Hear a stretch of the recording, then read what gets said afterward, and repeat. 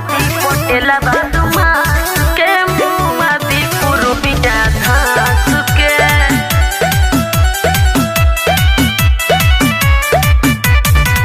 संदीप राजनीति तमकुरी राज कुशीनगर।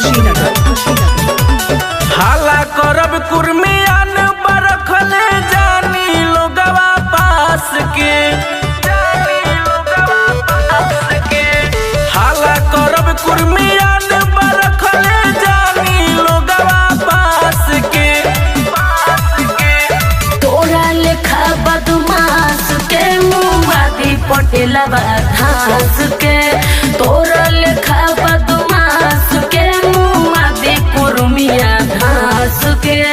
हमरो के चढ़े देना तू रजनियास के। काहे हो तोरा लेखा बदमाश के मुआदी पटेला घास के। तोरा लेखा बदमाश के मुआदी कुर्मिया घास के। अरे बुझा तारो मुआदी पटेला घास के।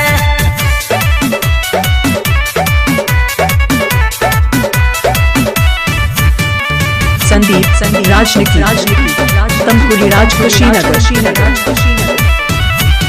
भगावा जनी पकड़ाइब न हो। अच्छा ऐसा बात सुना जब छाती पर गोली तू खाइलू हो। अरे बुझल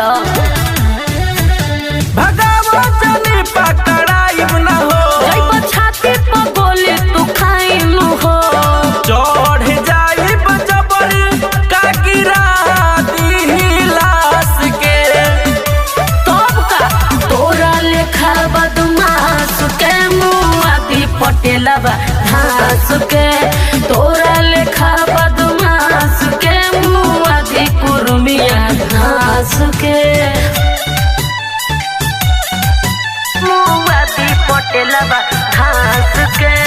संदीप राजनीति गाजीपुर हारी ओमनगर।